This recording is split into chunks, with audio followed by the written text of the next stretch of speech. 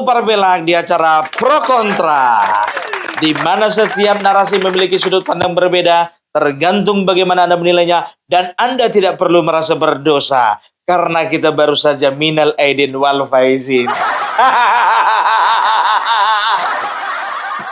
Gampang itu, kalau bikin dosa lagi kita 1 tahun ini, tahun depan lebaran lagi, kan gitu, ya kan? Tapi selama 1 bulan ini, aku memperhatikan gelagat daripada wakil presiden kita. Ku perhatikan biar tahu kalian, tertarik sekali aku mengikutinya. Pergi beliau itu ke pesantren ini, pergi beliau ke yayasan ini, pergi beliau itu ke panti asuhan ini, pergi beliau itu ke guru ngajinya. Pokoknya banyak yang dia jalani, ya. Jadi bisa dikatakan beliau itu mengisi hari-harinya di bulan Ramadan ini dengan hal-hal yang berguna, hal-hal yang bermanfaat. Sama seperti yang dilakukan Rismon. Hal yang paling bermanfaat setahuku yang dilakukan Rismon, ya, yang pertama ke Solo, yang kedua ke kantor wakil presiden. Sama-sama bermanfaat.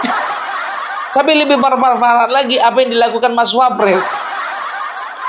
Tapi sayangnya apa yang dilakukan Mas Wapres ini selalu mendapat tudingan, serangan, dan juga mendapatkan komentar keji, ya, dari netizen pihak sebelah sana. Bukan cuma netizennya, biar tahu kalian, para pengamat politik dan juga para politisi-politisi yang berseberangan dengan dia memberikan komentar-komentar miring. Coba bayangkan kalian, bulan Ramadan masih juga komentar miring. Entah cemana ini gitu-gitukan pahalanya ini nanti nih.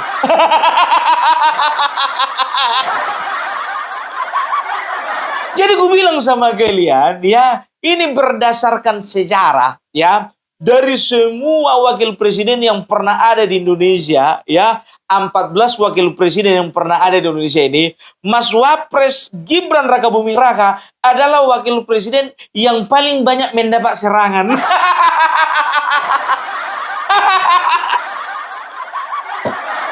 Dia mendapatkan serangan. Kalau wakil-wakil presiden sebelumnya, ada beberapa wakil presiden mendapatkan serangan, ya, tapi dari presidennya sendiri. Muhammad Hatta, Sri Hamengkubuwono, Yusuf Kala. Lebih tepatnya kritik, kritik bukan serangan. Tapi kalau Wapres kita ini yang mendapatkan serangan, yang pertama dari partai politik, setelah itu relawan politik, setelah itu dari buzzer-buzzer politik, setelah itu dari orang-orang mantan calon wakil presiden terdahulu, mantan calon wakil presiden yang membela Anies Baswedan bersama Muhammad, dan juga membela Ganjar, dan juga Mahfud MD.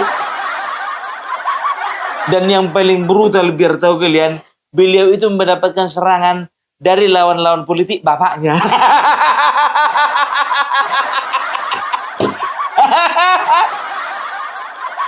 Memang ya, kebiasaan orang Indonesia, kalau nggak berani ngelawan bapaknya, dilawan anaknya.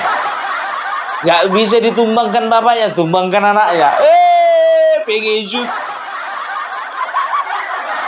Jadi gue bilang sama kalian, ya, justru wakil presiden kita ini nggak pernah sekalipun mendapat serangan dari Bapak Presiden. Bisa dikatakan, gue bilang sama kalian, bisa dikatakan hubungan presiden dan wakil presiden yang paling harmonis adalah hubungan presiden, ya, antara Bapak Prabowo dengan Gibran. Coba bayangkan kalian, tugas apa yang tidak diemban oleh seorang wapres? Tugas apa yang tidak dipercayakan kepada Mas Gibran oleh Bapak Presiden kita? Pergi ke Papua, pergi ke NTT, pergi ke Jawa, pergi ke Padang, pergi Sumatera Utara, pergi ke Bali. Apapun permasalahannya, utus wakil presiden, utus wakil presiden, utus wakil presiden. Alah, Bung Parvelak, itu masalah dalam negeri aja. Kalau luar negeri mana sanggup? Kalian masih ingat G20? Waktu diadakan di Afrika Selatan, apakah itu bukan luar negeri? Afrika Selatan luar negeri, itu bukan di sebelahnya Cirebon. Yang berangkat ke sana bukan Menteri Luar Negeri, bukan Menteri Pertahanan, Wakil Presiden. Ulang tahun Presiden Papua Nugini yang diundang itu Wakil Presiden kita, bukan Anies Baswedan. Walaupun bahasa Inggrisnya Anies Baswedan lebih jago daripada Mas Wapres. Tapi itu bukan ukuran, boy. Bukan ukuran.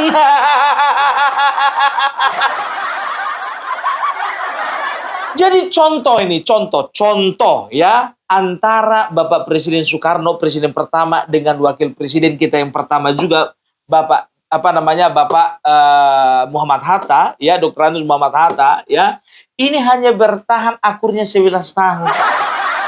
Bayangkan, ya, Soekarno memerintah dari tahun 1945 sampai 1973, artinya 28 tahun pemerintahan. Beliau itu hanya didampingi Muhammad Hatta hanya 11 tahun. Ini banyak yang belum tahu, ini belajar banyak sejarah kalian, jangan cuma AI aja kalian tanya. Pelajari sejarah sesungguhnya. 28 tahun hanya 11 tahun didampingi oleh Muhammad Hatta. Akhirnya apa? Muhammad Hatta berhenti menjadi wakil presiden daripada Presiden Soekarno karena nggak tahan. Karena nggak satu pandangan lagi. Dari 1945 sampai 1956 didampingi Muhammad Hatta. Nah, 1956 sisanya sampai 1973, selama 17 tahun Bapak Presiden Soekarno tidak didampingi oleh wakil presiden manapun. Kosong.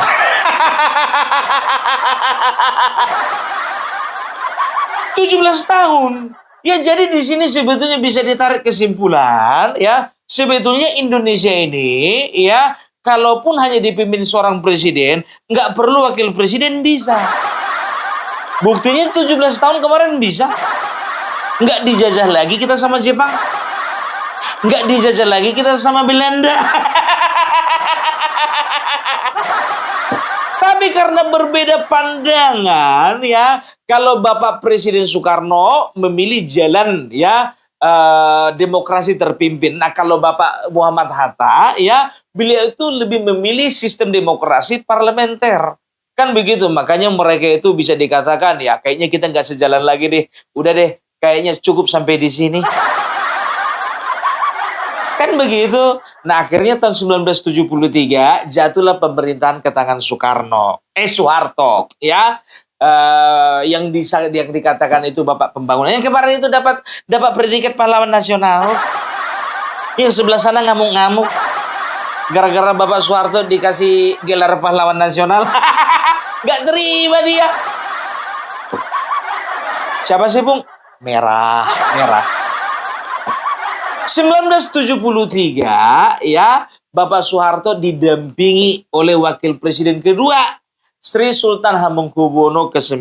Nah, bertahan dia itu selama 5 tahun, 1973 sampai 1978. Sayang sekali, sebetulnya pada waktu itu Sri Sultan Hamengkubuwono IX, ya, punya potensi untuk dipilih kembali. Sayang sekali dia tidak mau. Karena apa? Karena dia tidak mau bekerja sama dengan seorang koruptor.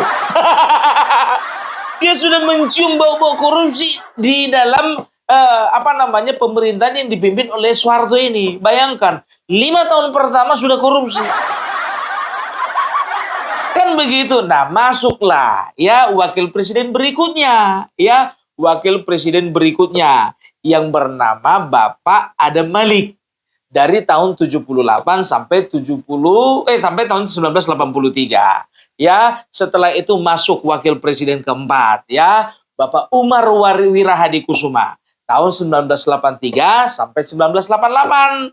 Setelah itu masuk lagi wakil presiden berikutnya, ya, yang kelima, ya, Bapak Sudarmono. Tahun 1988 sampai tahun 1993. Tahun 93 masuk lagi Tri Sutrisno sampai tahun 1996. Kan begitu. Nah, tahun 93 sampai 93 sampai tahun 98, ya. Itu Bapak Tri Sutrisno. Masuk lagi wakil presiden berikutnya. Tahun 98, hanya dari bulan Maret sampai bulan Mei adalah Bapak Jenderal Sejak kapan B.J. Habibie Jenderal? Sorry. Ya, B.J. Habibie waktu itu gejolak tahun 98, Maret sampai bulan Mei saja ya. Nah, setelah itu siapa wakil presiden berikutnya? Kosong lah ya selama beberapa bulan. Nah, tahun 99 sampai 2001 wakil presidennya begitu juga ya, adalah kalau nggak salah Megawati. Megawati partai apa ya? Oh, PDIP baru ingat aku. Megawati tahun 99 sampai 2001. 2001 sampai 2004 begitu juga wakil presidennya adalah Hamzahas. Kan begitu ya. Dari tahun 94 sampai tahun 2004 sampai 2009 wakil presidennya Yusuf Kala, presidennya waktu itu SBY ya. Nah, waktu 2009 sampai 2014 presidennya SBY, terpilih wakil presidennya Budiono. Nah, setelah itu Bapak Joko Widodo terpilih tahun 2014, wakilnya JK. 2019 sampai 2004 terpilih Kiai Haji Maruf Amin ya. Jadi bisa dikatakan dari wakil presiden pertama sampai wakil presiden ke-13 di Indonesia ini semuanya hanya pelengkap.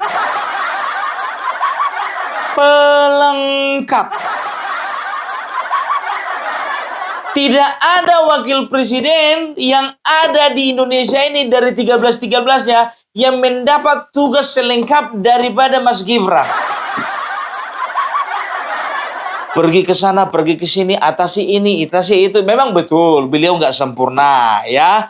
Apalagi dalam program Lapor Mas Wapres. Aku jujur aja aku bilang, yang baik ku puji, yang kurang baik ku kritik. Lapor Mas Wapres itu kemarin baru-baru nongol, ya itu bagus sekali. Tapi makin ke sini mungkin saking banyaknya keluhan jadinya ditutup. Tapi nggak apa-apa lah, ya program itu kan biasa gagal. Yang penting tidak merugikan. Nah itu dia. Tapi dari wakil presiden, mulai dari pertama sampai yang ke-13, mulai dari presiden yang pertama sampai presiden yang ke-7, kita bisa lihat bahwasanya tidak ada peran wakil presiden yang aktifnya seaktif dari Mas Wapres sendiri. Kita bisa lihat, ya kan, kalau untuk acara-acara di luar negeri, biasanya pergi Menteri Luar Negeri bersama dengan Presiden, kan begitu. Kalau misalnya acara-acara dalam negeri, ya kan, tetap juga Presiden, ya kan. Coba kalian tengok dulu waktu zaman Bapak Soeharto, ya kan, kemana-mana yang tampil Bapak Soeharto. Jarang sekali dia mendelegasikan kepada wakil-wakilnya. Masih ingat kalian acara Klompen Cafir? Klompen Cafir, acara kayak seperti, kayak tanya jawab antara presiden dengan masyarakat. Presiden waktu itu pergi ke desa-desa, kan begitu. Harusnya kan nggak perlu itu. Wakil presiden kan juga bisa. Atau Menteri Pertanian. Tapi enggak.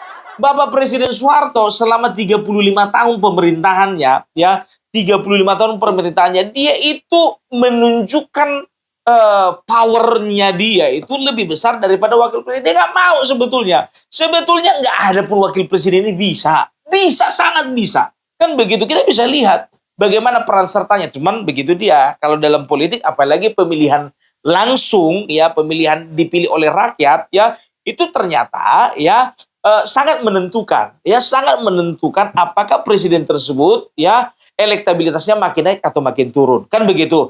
Tapi hal ini bisa kita lihat hanya waktu pencalonan wapresnya Mas Gibran. Kenapa bilang? Ya, waktu kemarin bisa dikatakan SBY dengan Yusuf Kala. Ya bisa dikatakan itu ya mau ada Yusuf, siapapun wakilnya pada waktu itu, sebetulnya ya nama besar itu ada di tangan SBY, kan begitu. Cuman masalah modalnya aja. Ya kan begitu, tahun 2004 dia mendapatkan nama besar, dia mendapatkan popularitas, mempunyai nama besar, tapi duitnya kurang. Iya, dia harus mencari pengusaha dong, ada bohir dong, kan begitu. Nah setelah 5 tahun berlangsung, ya popularitas SBY sudah punya, duit juga sudah punya, kekuasaan sudah punya. Dan juga dia itu punya kuku di mana-mana, relasi sudah banyak. Akhirnya dia tidak melihat bahwasannya wakil presiden perlu lagi yang bermodal, nggak perlu. Dia punya modal sendiri. Ya kan? Coba bayangkan kalian, Budiono bukan pengusaha, bukan tokoh masyarakat, bukan tokoh politik. Budiono kurang pelengkapnya aja Budiono. Kurang pelengkap apalagi seorang Budiono terhadap pemerintahan SBY. Masuklah tahun 2014, ya, hadirlah seorang sosok, ya, seorang yang bernama Bapak Joko Widodo, ya, dari Partai PDIP. Waktu itu kalau misalnya Partai PDIP masih ingat, ya. Partai PDIP, ya. Nah, ini harus dipasangkan dengan calon wakil presiden yang potensial. Karena apa? Mengingat dan menimbang PDIP waktu itu bisa dikatakan lemah. Karena apa? Kekalahan di 2004 dan juga 2009. 2014 tidak boleh mengulangi kekalahan tersebut. Kan begitu. Dicarilah mana calon wakil presiden yang cocok. Oh, harus ambil dari partai politik yang besar. Nah, waktu itu ada Yusuf Kala. Kan begitu. Selain partai politiknya besar, duitnya juga besar. Bapak Joko Widodo, ia punya popularitas, ya, duitnya, ya, bisa dikatakan lah, siapa sih yang nggak tahu JK? Ya kan? Nah, setelah itu 2019 begitu lagi, ya. Akhirnya Bapak Joko Widodo melihat siapa yang potensial untuk sebagai wakil presiden. Nggak melihat lagi dari partai politik mana, pengusaha mana, nggak perlu. Ya, karena apa? Karena pada akhirnya beliau itu menentukan bahwasannya yang cocok itu Mahfud MD, walaupun bukan pengusaha, walaupun bukan tokoh politik, kan begitu. Nah, sayang sekali oleh karena partai politik nggak ada yang dukung, akhirnya Mahfud MD digeser, walaupun udah bawa baju putih. Diambillah Maruf Amin, menang. Tapi kita bisa lihat kan perannya seperti apa, kan begitu. Nah, begitu tahun 2024, Bapak Prabowo, kita bisa lihat bagaimana pertarungan politik antara tiga kubu, Bapak Prabowo Gibran dengan di belakangnya didukung oleh Bapak Joko Widodo, ya, di sebelah sini ada Ganjar Pranowo, sudah pasti PDIP, dan juga Mahfud MD ada di dalamnya. Di sebelah sana ada golongan kelompok-kelompok kanan, ya. Ada Anies Baswedan, begitu juga ada tokoh NU. Ini pertarungan yang berat, kan begitu. Ketika yang masih dimunculkan calon presiden, ya, Ganjar itu selalu di atas.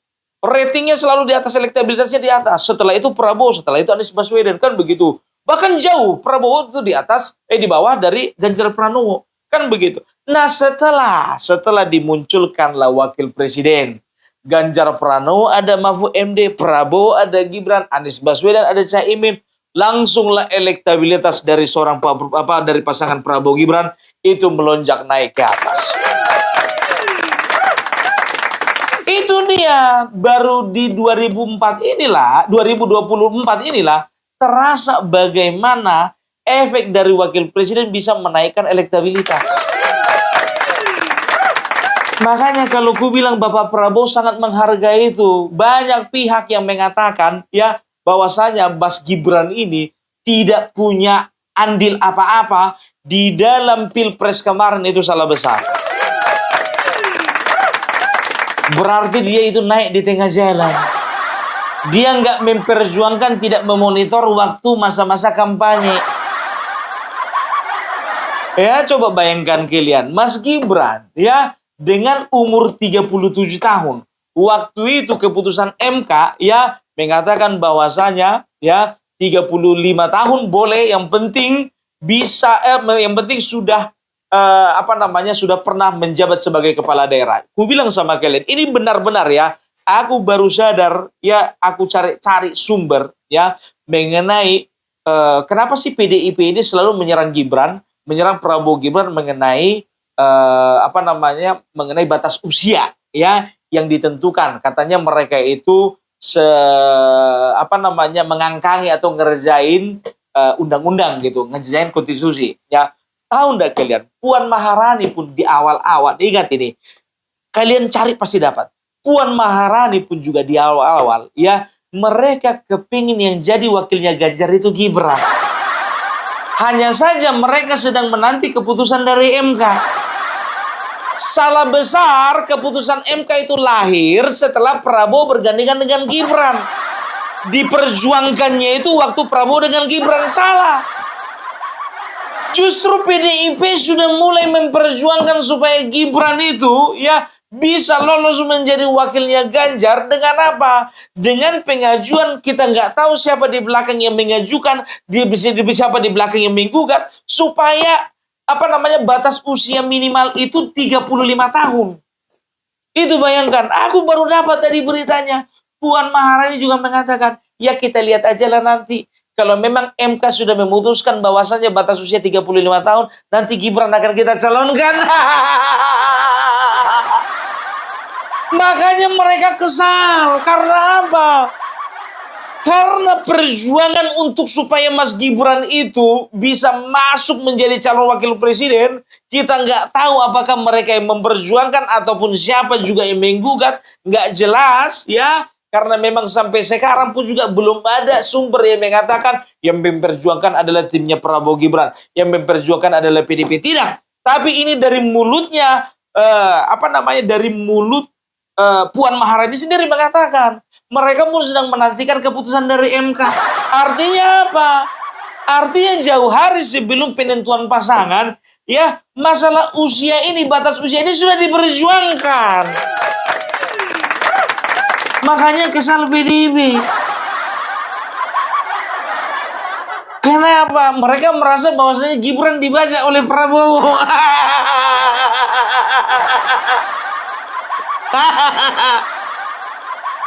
Aku nggak bohong, ya. Aku nggak pernah bohong. Kalian cari sendiri sumbernya, kalian pasti dapat. Aku udah simpan ini. Udah aku simpan. Ya, jadi aku bilang sama kalian, ya. Kalau bicara tentang kompetensi, ya, kalau Mas Gibran itu nggak usah dipertanyakan lagi. Kalian tahu, Kota Solo, ya, ketika ditangani oleh Gibran, sebelumnya kan FX Rudi kan. Setelah itu wali kota, beberapa wali kota lainnya kan begitu. Tapi semenjak oleh Mas Gibran ini, ya jujur saja, ya, bisa dikatakan penataan kotanya makin sempurna. Tingkat intoleransi makin ditekan. Otomatis tingkat toleransinya makin bertumbuh, makin bertambah, kan begitu. Yang paling signifikan adalah pertumbuhan ekonomi.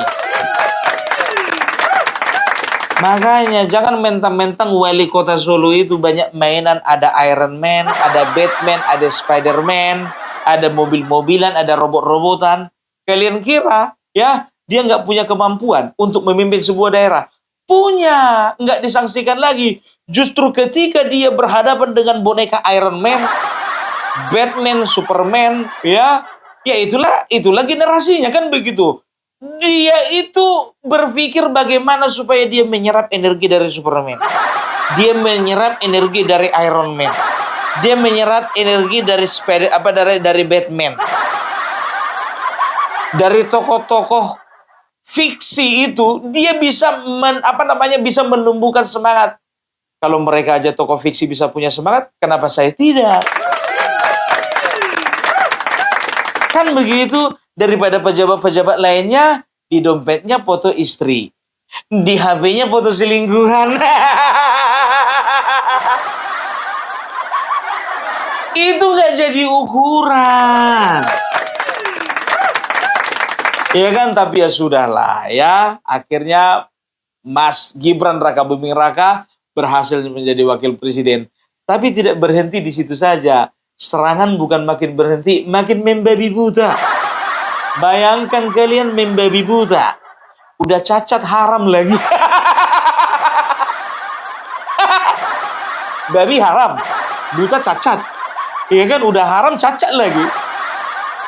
Itulah yang mereka lakukan kepada Mas Gibran, ya. Tapi itulah uniknya tahun-tahun ini, ya.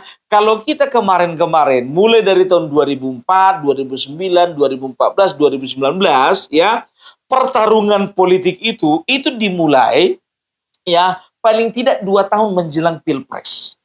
Setahun makin gencar pertarungan, kan begitu. Itu biasanya. Tapi biar tahu kalian, 2004 ini untuk menjelang 2029, 2004 Bapak Presiden dan Wakil Presiden pemerintah, 2004 bulan Oktober, bulan 11 bulan November pun terjadi pertempuran lagi. Di sana partai sana sudah mengancang-ancang calon presidennya nanti ini.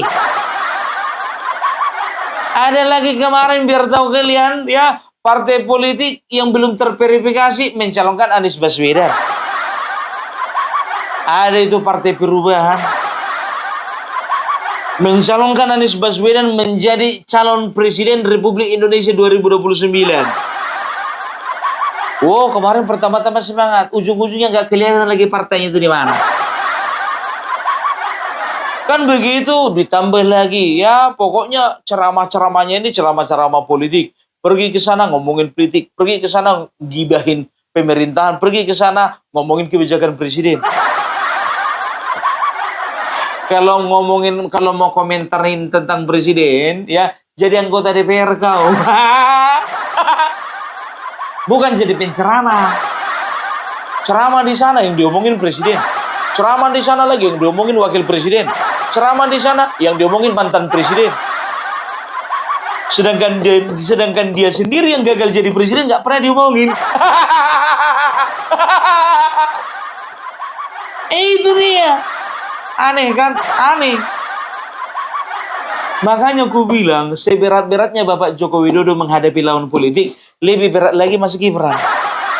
Kenapa dibilang? Ya, dia punya lawan politik sendiri, tapi di sisi lain, dia harus menghadapi lawan politik dari bapaknya.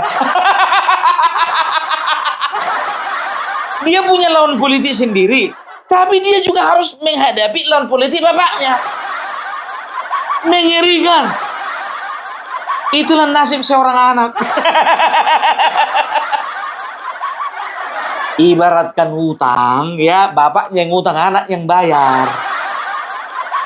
Jadi apa yang dilakukan apa yang dilakukan orang tuanya kena imbas anaknya, kan begitu. Tapi justru kayak gitu, karena banyaknya orang masyarakat rakyat yang cinta sama bapaknya, demikian juga banyaknya rakyat yang cinta sama anak.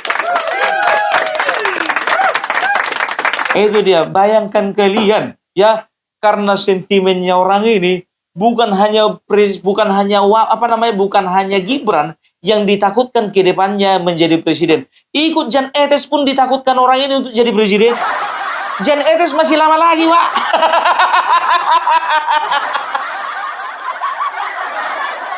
14 wakil presiden Indonesia, di beliau ini yang paling banyak diserang.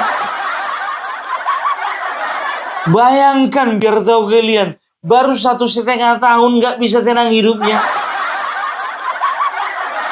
Tapi walaupun nggak tenang hidupnya, masih main jet ski dia di pantai.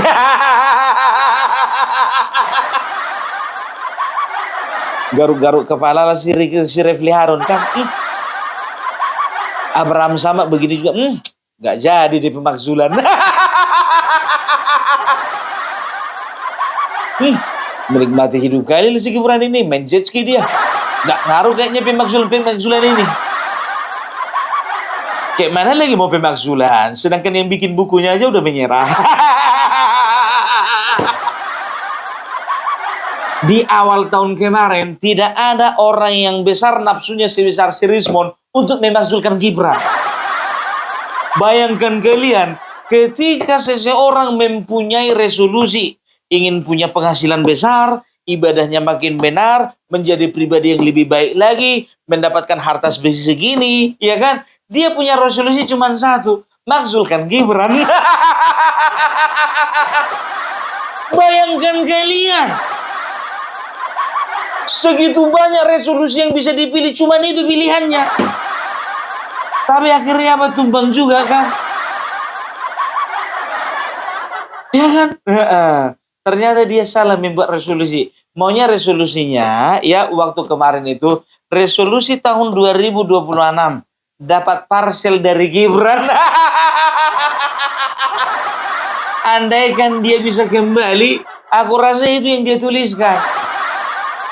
Rismon, lapet sama kau Rismon. Lapet sama kau Rismon. Aku jujur aja ya sampai sekarang 1000 kali dia bolak-balik dalam 1 tahun ini. Dia ke Solo, Wapres. Hati kecilku belum bisa menerima dia sebagai orang yang minta maaf sama Bapak Jokowi.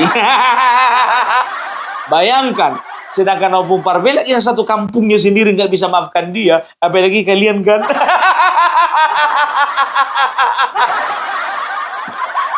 Tapi itulah dia, bayangkan kalian, mulai dari jenderal sampai peneliti abal-abal pembencinya Mas Gibran ini, ya, tapi beliau bisa menghadapi dengan tenang. Dengan tenang. Makanya ketika Rismon Suryo Tipa ya membongkar-bongkar atau apa namanya menyudutkan dia dengan isu ijazah, itu nggak seberapa itu. Dia anggap itu si ujung kukunya masalah itu. Karena apa? Dia udah terbiasa menghadapi para jenderal. Bayangkan kalian, Forum Purnawirawan TNI yang diisi oleh 32 jenderal mengharapkan dan juga mendesak supaya dia dimakzulkan. Dia nggak gentar, apalagi cuma seorang Rismon. Seorang Rismon. Minta maaf, aku bilang kau seekor. Minta maaf Rismon. Nggak sengaja. Minta maaf ya Rismon ya, minta maaf. Cuman kali ini aku bikin salah sama kau Rismon. Kau udah berapa ratus kali, berapa ribu kali kau bikin salah sama Mas Gibran. Dapat parcel kau kan?